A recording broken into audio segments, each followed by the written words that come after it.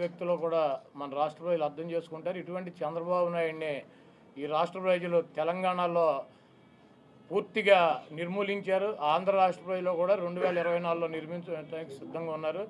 ఏదేమైనప్పటికీ ఎన్టీ రామారావు లాంటి మహనీయుడు ఆశయాలని ముందుకు తీసుకెళ్లాల్సినటువంటి అవసరం ఉంది. కాబట్టి తప్పకుండా ఆయనకి అభిమానిగా 28 సంవత్సరాల నుంచి ప్రతి సంవత్సరం కూడా ఆయన వర్ధంతి జయంతి కార్యక్రమాలు ఇక్కడ పెద్ద ఎత్తున నిర్వహిస్తున్నాం. ఇక ముందు కూడా నిర్వహిస్తాం. ఇటువంటి గుంటనక్కల్ని ఈ రాష్ట్ర ప్రజలు నమ్మొద్దని చెప్పి వారిని తుదముట్టించాలని చెప్పి కోరుతున్నాం. చంద్రబాబు రా కథలు రా కార్యక్రమం గుడివాడలో పెడుతున్నారు.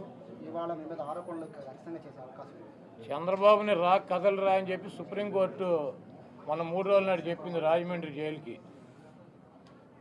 ఆయనేమో రా కథలు రా అని చెప్పి ప్రజలను పిలుస్తున్నాడు. ఆయనేమో కోర్టులో రా కదలి వెళ్ళు సెంట్రల్ జైలుకి ఈ నక్క జిత్తులు కన్ను పని చేయట్లేదు, కిడ్నీ పని చేయట్లేదు, గోళీ ఓడిపోయింది, ఇటువంటి సొల్లు కబుర్లు చెప్పకుండా నువ్వు చేసినటువంటి 420 కార్యక్రమాలకి రా కదలరా అని చెప్పి రాజమండ్రి సెంట్రల్ జైలు ఈయనకి ఆహ్వానం పలుకుతాయని త్వరలో కూడా వెళ్తాడు.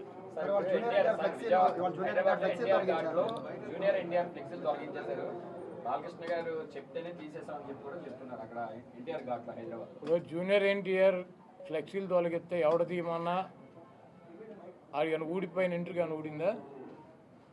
వాళ్ళ నీచమైన బుద్ధి. ఎన్టీ రామారావు పేరు చెప్పి భజన చేసుకునేటువంటి కుటుంబ సభ్యులు ఎన్టీ రామారావుని పెద్ద ఎన్టీఆర్నేమో చంద్రబాబు కోసం దించారు.